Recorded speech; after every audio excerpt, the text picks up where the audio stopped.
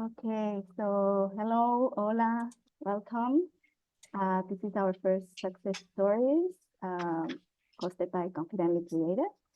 And today, as a guest, we have Mario Ferrer, the content designer, and we're going to discuss about nurturing a beginner's mind. So a little bit of introductions for those who don't know me or Confidently Creative. My name is Hannah Rauswein. I'm a freelance content designer and UX project manager. I'm also a mentor, and I'm the founder of Confidently Creative, and which is an online community for entrepreneurs and creative professionals, which aims to be a nurturing, creatively stimulating hub, somewhere to tap into your own potential, follow your calling, and connect with an awesome supportive community. I can see some members of the community here, which is very excited. For those who don't know what we do, it's a little bit a description of what we do. We have a monthly newsletter where we share thoughts and creative challenge. It's an opportunity for self-reflection. We also have masterminds where you can connect with other members, you can set goals, follow up, share feedback, gain accountability. We do that one a month as well. We have success stories. This is the first one where we meet with experts in the creative field. And we're also going to have workshops.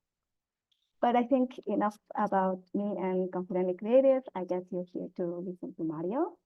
I think I met Mario, I don't know how long ago, but many years ago. I think in the next slide we have his profile. It's funny because I'm from Barcelona, but I'm in Mexico now. I'm in Oaxaca, and he's from Guadalajara, Mexico, and he's in Barcelona now. So we just exchanged places. He currently works as a staff content designer. He also teaches in some universities and has an introduction to UX writing on Domestika, and he's also the founder of Content Design España, which is a Slack community. If you are in Spain, I recommend to be part of it. And he says that he's always trying to find the best tacos in town, so please share the tips, because whenever I go to Barcelona, I want to know. He loves to listen to stand-up comedy and teaching his kids about Mexican lucha libre. If you haven't been, I highly recommend attending to one of those events. So thank you so much, Mario, for being here. I don't know if I'm missing anything important. No, that's pretty much it. Let me just stop sharing my screen so you can see me full on. Cool. First of all, thank you, Hannah, and thank you, Confidentially Creative, for having me over. It's an honor to kick off this year with the success stories, and it's so good to see like Hannah was saying, some familiar faces and some new faces. So let's hope this is some sort of like exchanging of what I've learned throughout the years, and like this is not a swearing conference, right? So I'll try to keep it PG, and all the mistakes that I've made. So you can hopefully benefit from that. So yeah, so thank you for having me. It's great to be here. Very excited to have you here. I guess the first question is, what is a staff content designer? What do you do? Okay, so a staff content designer is the equivalent to a lead content designer. Depends on like the companies you're at. It's just the way that we do it at the company I currently work at is when you reach like senior level, then you have either the management track, which you just become a UX manager, or you stay on, which is my case, we call it a crafter track, which is either staff and then senior staff. So basically, my role has changed over the past few years because I used to lead a team of, we were up to like 9 content designers, but more from the craft perspective. So I wasn't like their day-to-day people manager. I was sort of like a link between their manager, who used to be or normally was someone more on like the wider UX or like visual design craft, and try to like help them understand what was the best way to work with content designers, because we figured out with my previous team that some of the folks over at management had either not worked with a content designer or had not really managed a content designer before, because shifts within the company in the past, content designers used to report to other content designers. So that's fairly simple because like nothing's simple in this life, I know, but like you get the whole context. But when you have to go across crafts, there's always this nuances and like these things that you might not quite get. So the role there for me, at least the way I saw it, and I think that that helped us out a lot, is sort of like building those bridges right into like helping management understand what an actual content designer can do, and like, and then on an individual level, like what were the skills and or what were the places that are the opportunities to grow for each of the content designers in our team. Now I've switched over to like a smaller team where I get I think it's a privilege to actually like really go deep down into like UX problems, because in the past in my career I've never had the chance, because working over here in Europe, most of the teams are very, very small. So it's either a team of one, which it was most of my cases, and then I did go over to like teams of 5 and 6. So that kind of like gave me an idea of several things, but I've never had the luxury of just like work on like 1 or 2 projects per sprint. So that's beautiful. It's completely different. And when you are at a staff level, what one of the things that's also responsibility is like figuring out how to align better with like other crafts, and by that I mean like engineering, product management, sometimes legal, marketing, to make sure that the perspective from content design and UX are both integrated into whatever it is that we're designing for our end users or for the people on the other side of the screen. Yeah, that sounds really interesting, because one thing that I've seen in my career as well is that when designers reach a certain level and they're into management, they don't design anymore and they really miss it. And it's really a shame, because they're the ones with the most experience and the ones that could bring more to the design team. And also being a content designer, what I can see is that we are really the link between different teams, with legal, with marketing, with research, with engineering as well. So yeah, I think it's great to be able to understand other teams and speak their language as well. So seems like you're enjoying Yeah, it right now, which is great. I am, and also it's the opportunity, right? Because like there's folks that they come to a point where they want, if you want to keep advancing in your career, you have to go into like the management track. And I've had the opportunity to meet folks that like that was not their jam, but they were forced by their company or forced by their situations or context to go into like people management track, and that just sometimes it makes them unhappy, but sometimes they're not suited for the job, because if you what like you said, right, if you what you enjoy is actually like the crafting of those experiences, then the people management is a completely different ballpark, and it's very tough, because in the end it's your responsibility that the folks under you can actually shine, right?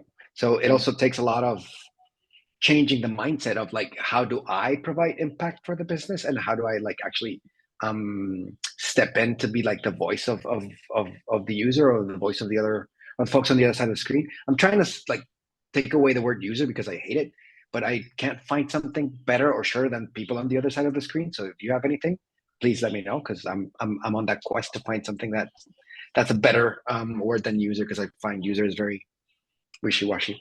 Yeah, Okay. so it's when you're changing, right? It's the change of mindset of like, it's not about what I do or how I do it. It's more about like how I empower the folks I work with to do the best that they can do.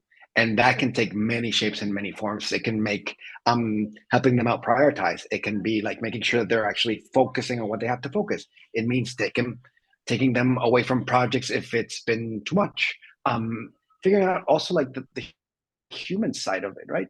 Because I feel that when you reach a point in your career that you're responsible for other folks, even though we're all adults here, is like with time, you get this knowledge, or like you get this 6th or 7th sense, whatever we want to call it, of like when someone's not doing well, or when someone's not happy, or when someone's not jiving with the team they are. And that's also very important, because like, let's not forget, we spend a lot of hours per day, per week, per year with the folks we work with.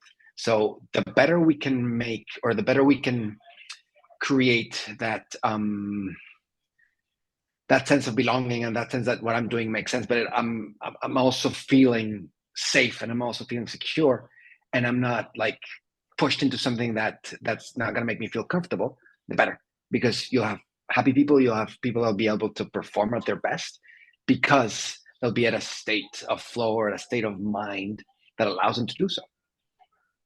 Interesting. So maybe trying to go a little bit deeper, what you say, sense of flow, and also the topic of this talk, no?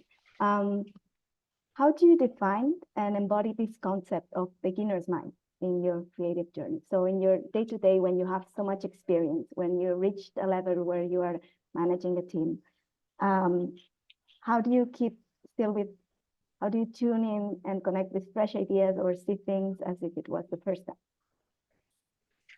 I think for me, it's a humbling experience working with other people or leading other people, because the first thing you realize is like you don't have the context of everything. So there's a lot that you need to understand, and there's lots that you need to ask. And for me, I think the main, or at least what helps me keep that, is like I'm like super curious. So I'm always asking all of the questions all of the time, because I don't like assuming what's happening or what's the information that I don't have. So this whole concept of beginner's mind, I think it's very interesting. And you and I, Hannah, were talking about this. Is like, the first time I heard it, it was like, I don't quite get what this is. But it was when I was going through this like personal process, and I started like meditating and understanding that sometimes, even though if you do things a bazillion times, if you stop and you actually look at them and you realize like, there's this other thing that I haven't noticed. And it's just like with very, very, very basic things, is like the route you take to like work or to like your friend's house or to your family's house. If one day you try a different route, you're still going from point A to point B, but you're taking a different approach. And that's basically like a very simple example of for me, what beginner's mind is, right? Because we have our own trap, and like our brains work that way. We automate as much as we can, so we don't have to think about it. The problem is when you automate and automate and automate, you don't think about it, and also don't connect with it from like a human side also. So for me, it's very important that when I'm designing or at work, or even when like I'm spending time with my friends and family, or when I'm doing things that are like for me, for my mental sanity, is that I try to take a step back and like actually look at the thing as like, what is it that I'm actually doing? But not in a like, I need to accomplish a goal, but it's like, what do I want to get out from this, and how this situation, or how this project, or how this thing that I'm doing can also benefit the people that are around me, right? Because I've come to realize that, especially in the domain of like UX design or product design, we're always talking about empathy, right? About this empathy that we must have, or that we should have, with the folks on the other side of the screen. But what happens is like, I rarely hear about the empathy that we should have with the folks that we design with, not just for the folks that we design for. So having that beginner's mind is like always being curious, always asking questions, helps me to make sure that I'm trying to like cover all of the angles, right? Because a potential solution that you can actually ship to people is always way richer when you take into account different perspectives, different ways of seeing the world. And that's just not like from craft to craft, but that also comes from like person to person. It comes from like culture to culture, country to country, even language to language. And just, I'm not saying that we should like design by committee. I'm just saying that we should be open to listening to other folks, and then making decisions based on as much information that you have. Does that make any sense? Like, if it doesn't make sense, folks, just go like that, and like we'll try it again. No, it makes a lot of sense.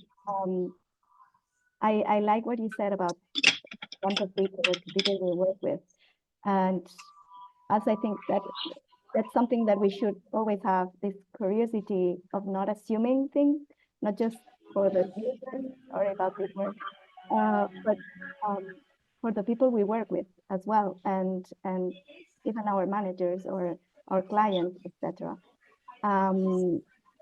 So I'm hearing something. Is it you, Mario, that we have some music in the background? Let me see. Yeah, give me 1 sec.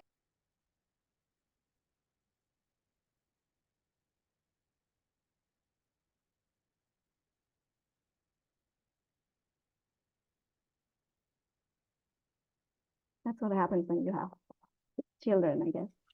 Yeah, when he's watching cartoons. Caricaturas, as We we good. say. Thank you. Yeah, caricaturas. Okay, so what I was saying, like, yeah, trying to remain curious about people we work with, what we do every day, our users, and even ourselves. I think not assuming things about ourselves as well. Yeah, and if you think about it, Hannah, even if you've been doing this thing for years, there's always new things to learn. It's like it's a never ending thing. So it's also balancing. I think for me, the key there is also balancing the sense of overwhelming is like I need to learn so much, and like shifting the narrative to like, ha, I didn't know I could do that. And that helps you, like, if you want to pursue that, then you can pursue that path. But if not, it's like it's like this all saying that I think my mom used to say, and I think mom used to say, like, you'll never go to sleep without learning something new. That's pretty much the way I see it. Yeah, completely. It is true that sometimes it feels a bit overwhelming, especially when you teach or mentor. I'm a mentor at the UX writing school, and I feel like new students always doing something new, and they're also they really have this beginner mindset, and sometimes they will ask things that I may not be super familiar with, and there's this feeling of, oh my God, I have to keep up with everything. But yeah, in the end, it's also, I think, what you mentioned, like taking care of others, having this intuition, understanding what they need. And I think that's also very important, or even more important when you're mentoring or working with other people. Maybe we could try and understand a little bit how, like in practice at your work, can you give us an example of having this beginner's mind led to like an outcome that was unpredictable or something that was, yeah. Yeah. For example, so for years I've been using like different design software just to like try to write the content that I do within the mock-ups that we're designing rather than put it on somewhere else. And then I realized that it was getting to a point where it was just repetitive because I would just stayed at the part that I consider was like my part of the job, right? So like just like the writing of the strings or the microcopy within whatever we were designing, or if it was a wireframe or stuff like that, or I would just create some basic wireframes, right? And then just a few months back, I thought, it's like, why don't I try to like even like design things? It might not be shipped ever, but if I start and I can like do the visual approach also, I can share my ideas much better with folks that tend to be much more that understand things visually more than just like me explaining or rambling or like sending a video or just a Figma file, right? And then I just realized like I know nothing about visual design. Is like I know I don't have the name for it, and I know a whole bunch of concepts just because like I've been working in like design industry for the past 15 years. So I know most of these things, but I didn't know I knew them. I don't know if that makes any sense. So like now that I'm actually discovering and pinpointing what these things are called and like how everything is connected, you go like, ha. So having those aha moments when you try to step away from your comfort zone, when you like take that leap, it could be a small leap or it could be a huge leap. It depends on each of us. When you step out of like that comfort zone of what you're used to doing, that's when you realize that the beginner mind kicks in, right? So it can go two paths, right? It can go like oh my God, this is like super overwhelming and like anxiety. I'm not gonna kid. Is like that's also a possibility if it's way too much. So you end up learning how to calibrate how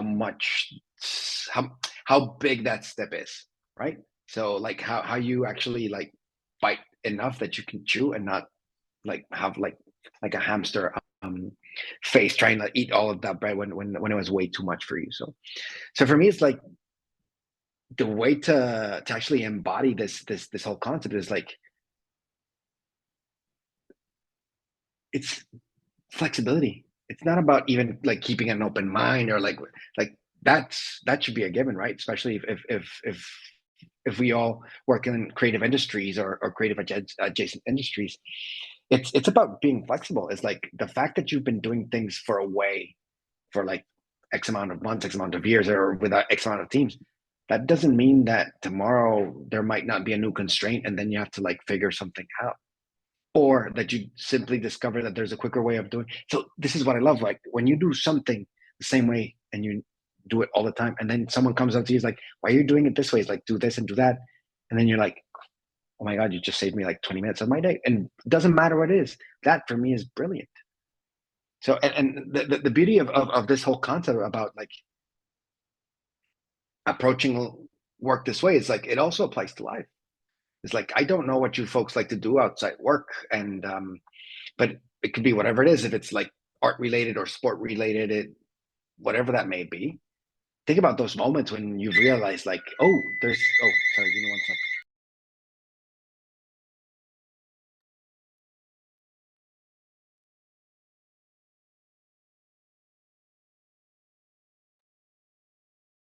No problem. There we go. It's just the phone. It's What funny. was I Is it saying? like a Lost my landline train of thought. phone? It's like Yeah, it's a landline. We have a landline. We have a landline because the kids don't have cell phones, so we have a landline. So in case anything happens, they can always call us. I can't take it right now. Give me one second. Sorry. no worries. Sorry for that. It's, as we say, el directo in Spanish. By the way, I didn't mention it at the beginning, but we're going to have 10 minutes at the end for questions. So if you have any questions, just save them for that. Apologies about that, folks. It's just real life and having kids and no nanny today. So yeah, what I was saying is like, this is what happens, right? When you realize that there's I'm not saying better, I'm just saying a different way of doing what you normally do. That gives you that insight of like, how can I apply this to the rest of my life? I'm a huge fan of like systems thinking. And I think this applies, right? When you understand like what are the small pieces that get together to make something different. And I used to have this manager that always used to tell me, like, you have to think about them as Lego bricks and not Jenga bricks, because when you're playing Jenga and you take that piece, there's always the potential of something going to fall. When you're playing with Legos, like you can mix and match and you can take off pieces and nothing will fall.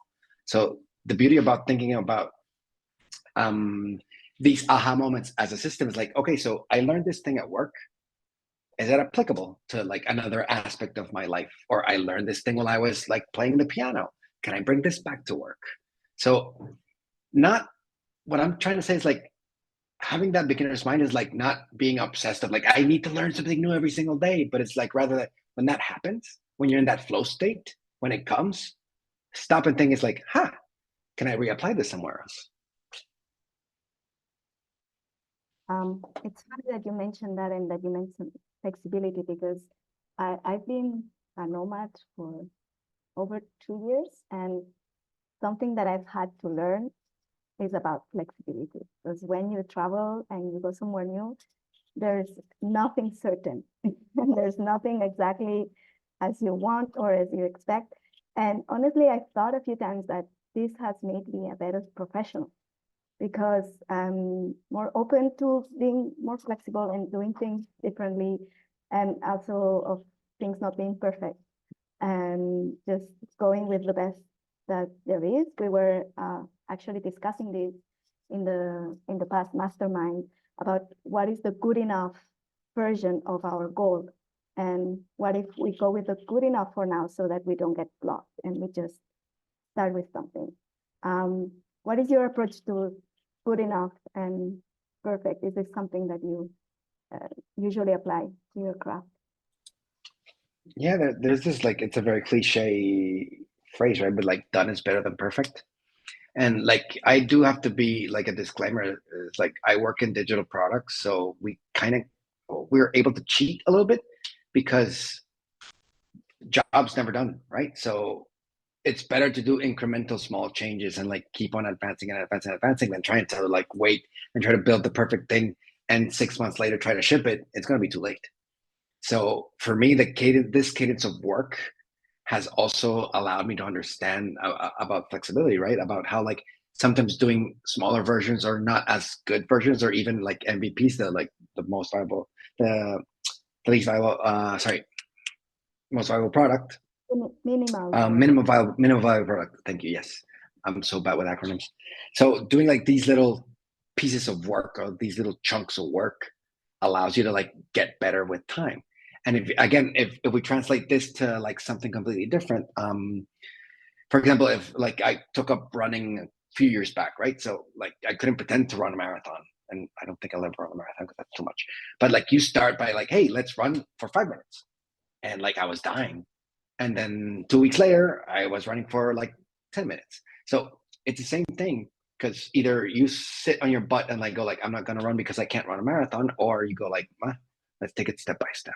So work related wise, it should be the same. Is we can't be paralyzed by our own level of our own like level of quality bar, right? Because sometimes, and if you think about it, the pressure that we put on ourselves is way bigger than the pressure that actually is there outside. So for me, what's really been helpful to balance, to understand like what's that state where this is like good enough, is normally, especially like if you work in digital products, you have some metrics, you have some basics, you have it. Even like create a checklist, like it has to cover these are like the minimum things that we need to do to be able to like send this off to the world. And then next time you try a little bit more and a little bit more and a little bit more and a little bit more and a little bit more, because like life's not a test. You're not going to be tested on these things. Obviously, I'm not saying that like don't do your work. I'm just saying like be kind to yourself and realize that sometimes, and this is true, like the best that you can do is good enough, and you should be kind to yourself and make sure that next time you'll try to leave it a little bit more, right? So, and this also happens when like this whole work-life balance is, some days you'll spend a whole like hours on something, and then the next day, well, you can go for a walk.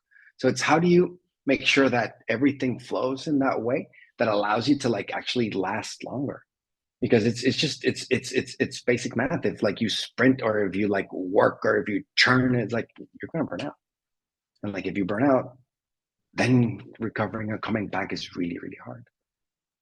Yes, actually, it's funny because yesterday I went to this talk, and the person was talking about, the movie Devil Wears Prada, and there's this character Miranda, it's like a toxic boss. And I asked a question regarding what do you do when you are the Miranda of your own, like your own Miranda boss? That's a good question. And really help to yourself, right? Because I realize that sometimes, especially when you're starting a new project and you really want it to be perfect or as good as possible, and you're being really tough to yourself. So, yeah, it's not always easy to find, I think, that balance between what's good enough and being too lazy, or, and I think it's important to have your own, you spoke about your own bar of quality, and I think it's important, obviously, to follow your own bar of quality, or your own, your own guide of what is good enough. And I think that comes with time and experience, I guess. Exactly. Yeah. That definitely comes with time and experiences, and again, making mistakes and realizing, and sometimes even burning out. But then you realize like, what's that level that I need, and what's that what are those metrics that you have to hit? Like, I don't know what you folks do for a living, but I'm sure that there's something that has to be measured in some way. Unless it's something for you, then go on out. But if it's something for someone else, and something for your work, is like there's always some sort of like key metrics that you have to hit. So like use those as a base to like keep it factual, because sometimes in our heads we think about things that are way above, again, like what we have to cover. But if you have some facts that you can like link that work to, it'll make it easier to say like, okay, so yeah, this is good enough.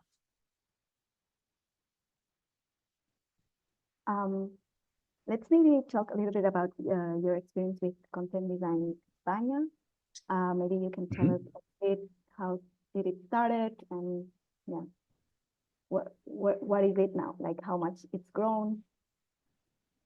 Okay. I wish I could tell you this was a story of like something happy and like it's because like communities are awesome and everything, which is, but the origin of it is like actually a very sad thing. I was like, it started because I was angry and pissed and tired and sad and like burnt out. and I was like the only content designer at the company I was back then. This is 2000. So I started working as a UX writer in 2014, and then Content Design España started 2018,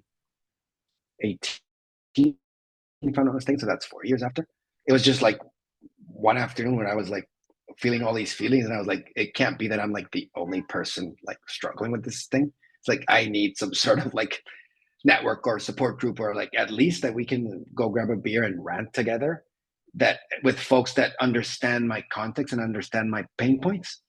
Because yes, I did have other folks that I worked in with the design team, but like since I was the only one doing actually the content design, like they could empathize, but they didn't quite get the context. And for me, it came to a point where it was taking way too much energy to explain the context to later explain the problem, that I was like, you know what? I was like, I need to find folks.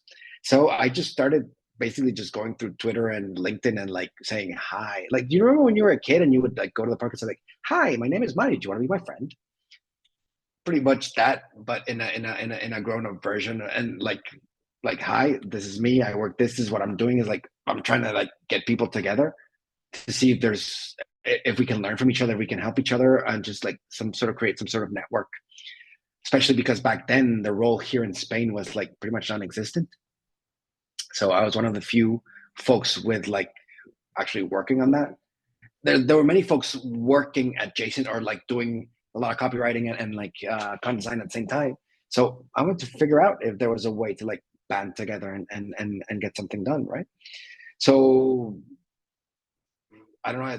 I think it took 6 months to like actually get folks together, and then we just met for beer in Barcelona, and there was like 30 of us, and we just started chatting and chatting, and we realized that we all had very similar problems. And the fact that meeting other people that, and this is very human, right? Meeting other people that like go through the same problems that you have, or have the same or similar situations that you have, makes you feel seen, and makes you feel supported. So we thought, okay, so let's make something on this.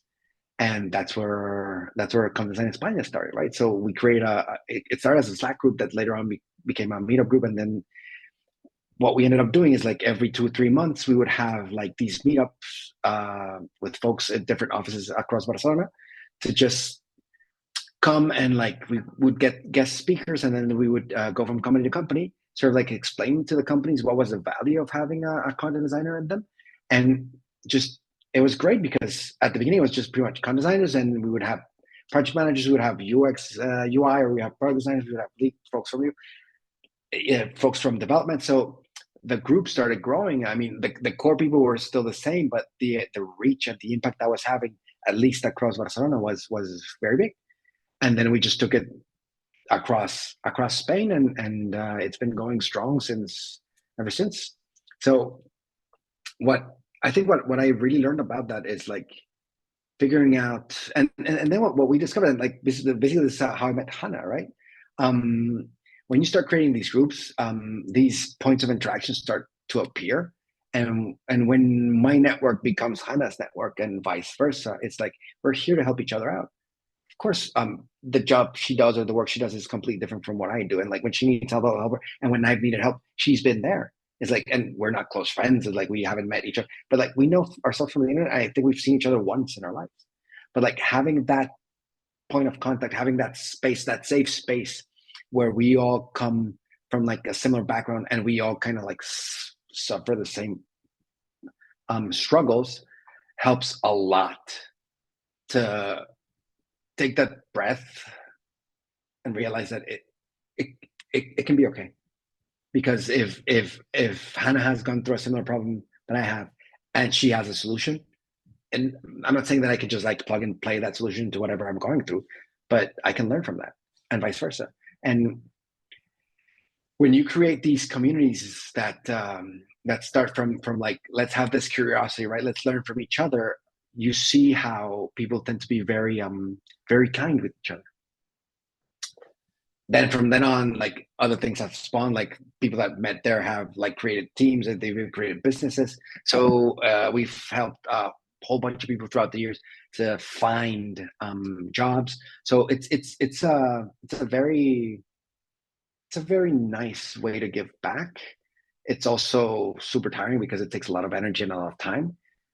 But in the end, is I think it's the best way that we can help each other as a craft, at least here in Spain. And then we've seen other communities start building also in like other parts of Europe, and then that has also helped us to like intertwine between communities, because in the end is the goal of these communities across the continent is the same. It's like, how can we help each other? How can we help folks that have been laid off find a job? How can we help this person from France that's moving over to Spain to find a place to work?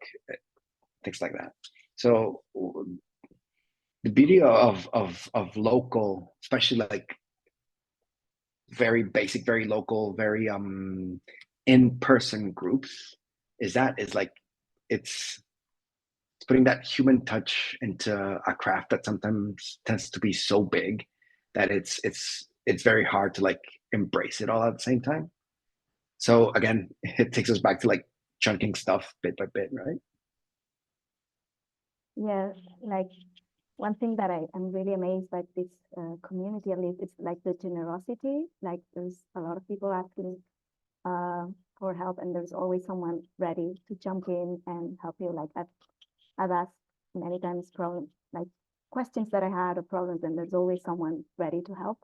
And yeah, I think what we're trying to do with Confidently Creative as well is to change a bit the mindset of competition and make it more about collaboration and helping each other and being there for each other, and also growing by helping others grow. And I think that this kind of communities, and especially with Content Design España, you can see it like this. There's really like a transparency and an openness to help each other, and I think that's very refreshing.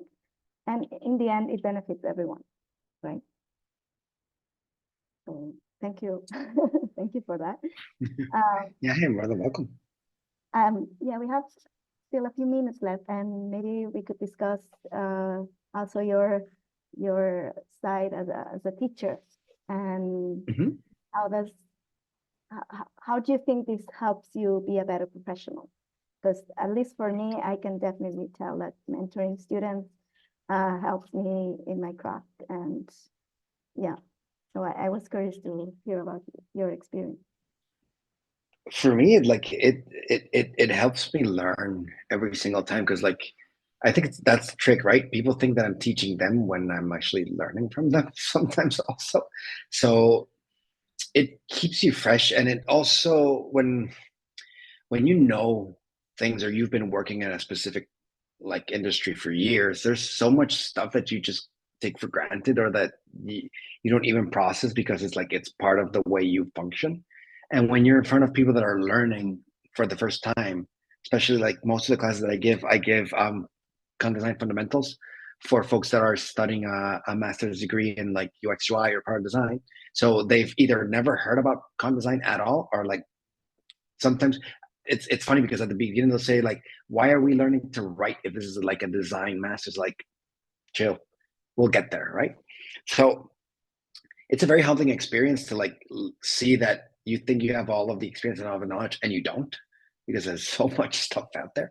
And it also helps you realize how much you actually understand from what you do, because if you're capable of taking complicated concepts and explaining it in a way that folks that have never heard of them, or like have never even thought of that, like for example, were part of a design process, and they get it and they can like explain back to you, and you have like this open conversation, it makes a huge difference. And I always try to like not make my classes in a way that I'm the only one that I'm speaking. So I try to keep it in a way that's more of like whenever possible, right? Sort of like an open forum and a conversation, because I'll have my slides and I'll be talking through them. But the moment that people start asking questions, or like they make comments, or like they laugh, or like that, to me, it's the indicator that tells me that one, they're learning something, two, they're interested, and three, that they're actually curious about what they're listening, what they're seeing. And from there, it's like, for me, it's you're putting like this little thought in the back of their heads, so when they actually start working, as product designers is like, hopefully they'll remember like, oh, you know what? Content is like part of the design process. Like this is something that I might not be the one doing it. I might be working with someone, or even if there's no content designers, like I might even have a go at it, right? So it's like it's my evil plan. Like how can I get into like the back of their heads so whenever they're doing the work, they remember this these like very basic concepts, right? Well, thank you for doing that. 'Cause even now, now that content design is the well-known concept, at least, there's still a lot of people that, yeah, they don't value it so much. Just the other day, there's, I don't know why, I don't know exactly how LinkedIn works and why some posts become viral and others don't, but some posts that I wrote about UX writing happen to be a bit viral. And this girl messaged me and she was like, oh, can you please tell me how I can move into UX writing?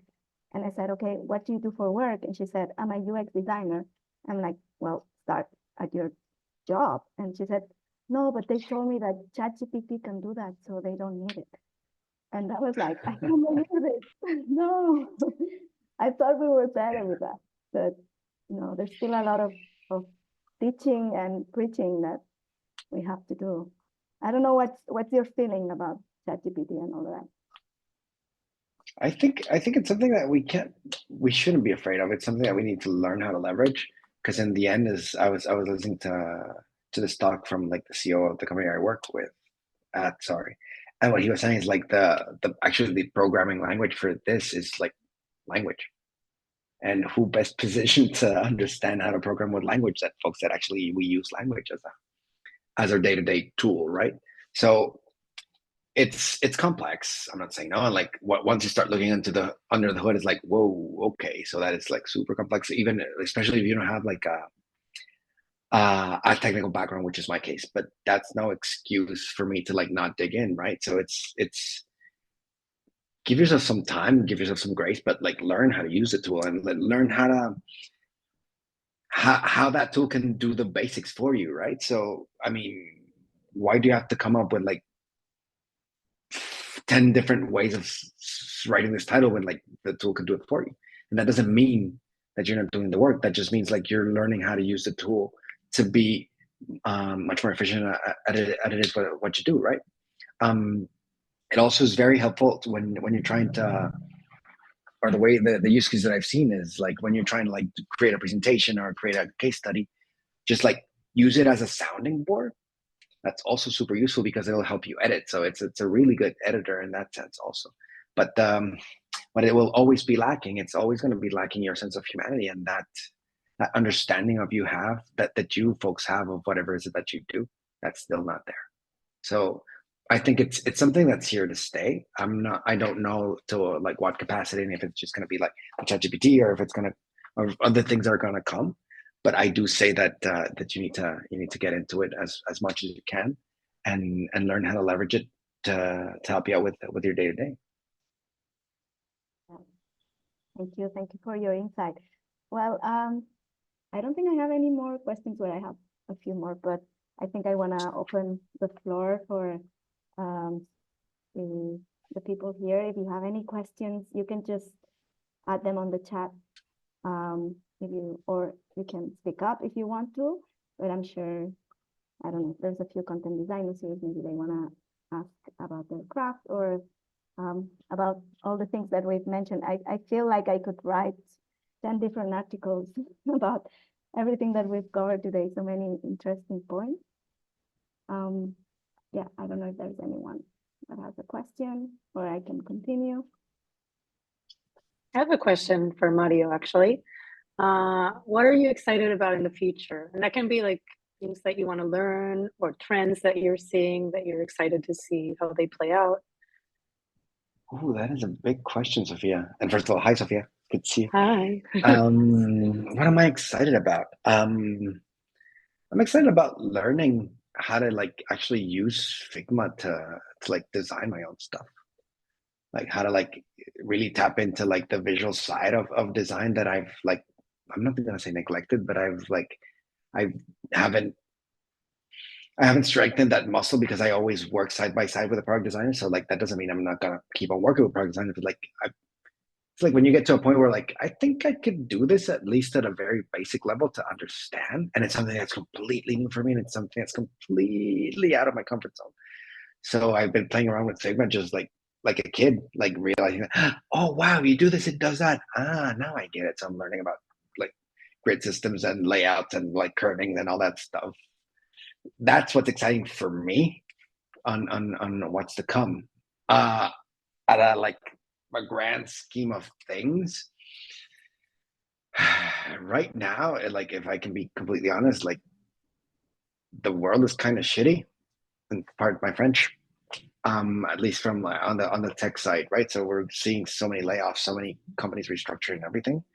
So to be honest, what I'm excited about, or what I would really wish is like that this stops and we go back to like some sort of like calm and like a point where people cannot be feeling that that layoffs are coming, or that that their job is in jeopardy, and like we can actually just like relax for a bit, because like we've come from like horrible years, and I think we just deserve as humans like a break to be able to like breathe and then figure out the rest.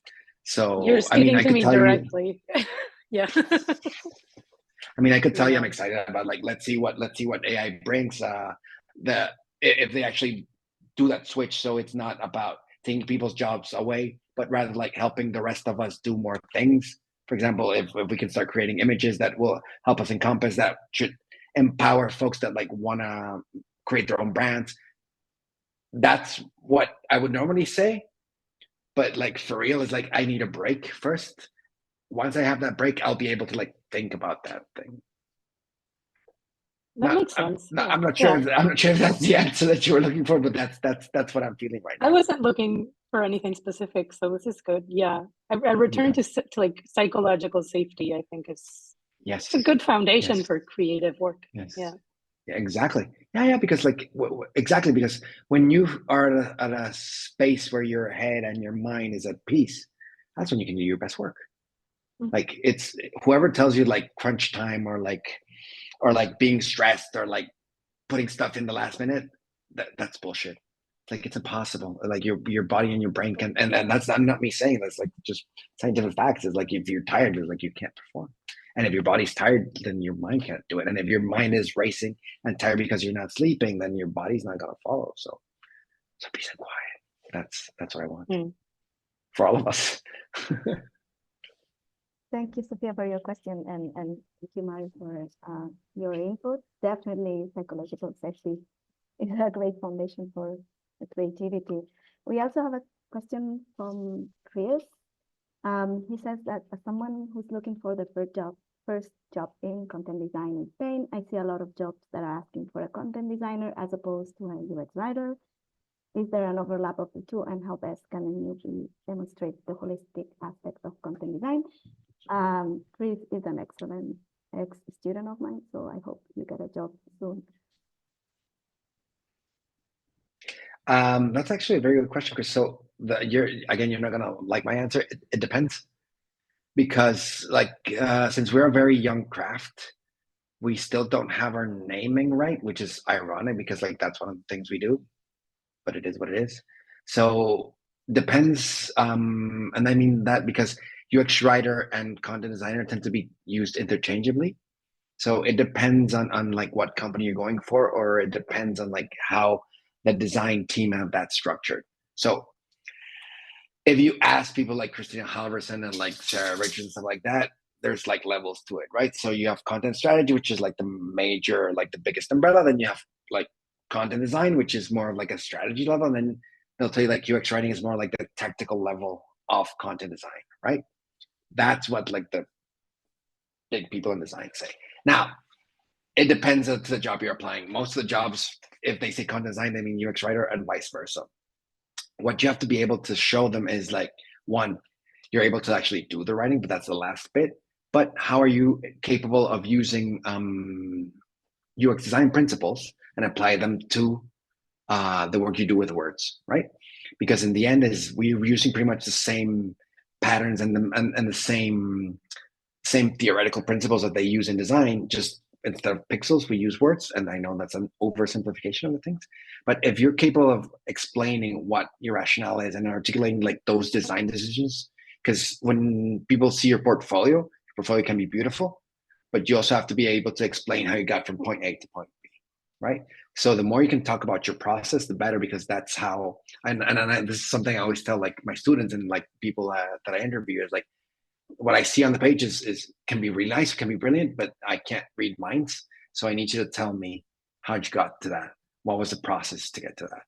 And if you can connect that to like even early sketches and things like that, it's even better, because that tells me that whatever I put in front of you, whatever other problems that I want you to solve, you'll be able to do it, because you can share with me your thought process. Yeah.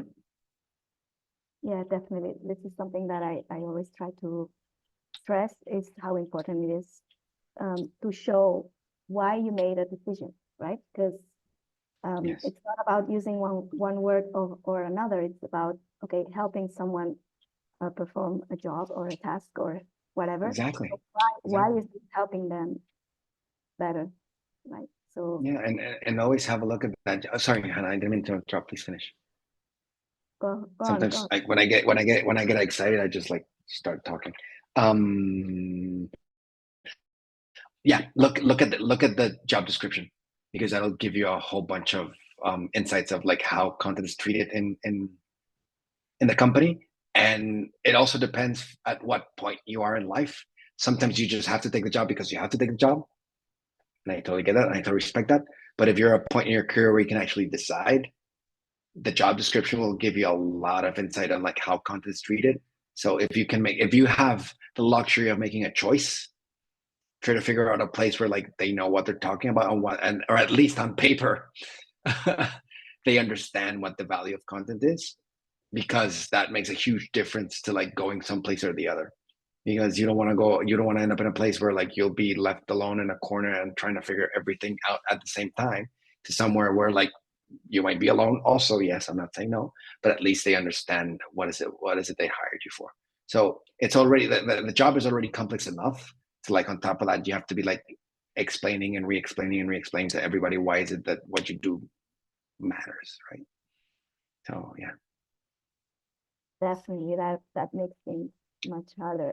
I think one of the worst feelings is when you don't feel appreciated, or people don't understand the value that you're bringing, and yeah, it's really tough. So, yeah, if you can, Yeah, it's like we're yeah, definitely like we're humans. We want to be seen, Hannah. It's like that's part of like working with other folks, right? definitely. Is there any other question? Someone else? No. Yeah, well, thank you so much for coming today to our first success story. It's been a real pleasure. There's so many interesting points that we have covered. I would stay and keep talking to you for hours, but I guess we all have things to do. Maybe feed taco or watch caricaturas with your kids, or whatever you're doing. Finish work, some of you. I need to cook dinner now.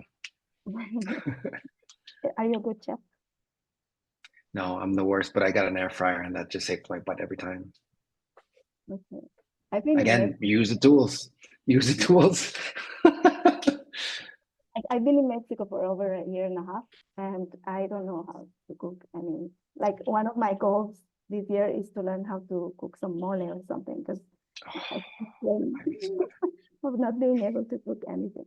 I'm just gonna drop some links in the chat in case you wanna follow up or follow Mario or join our community. Yes, I'm gonna share. Let me see, because I don't want to forget.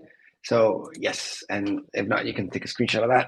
That includes the community that has my LinkedIn. I think that's the easiest way if you folks want to reach out, and your Patreon.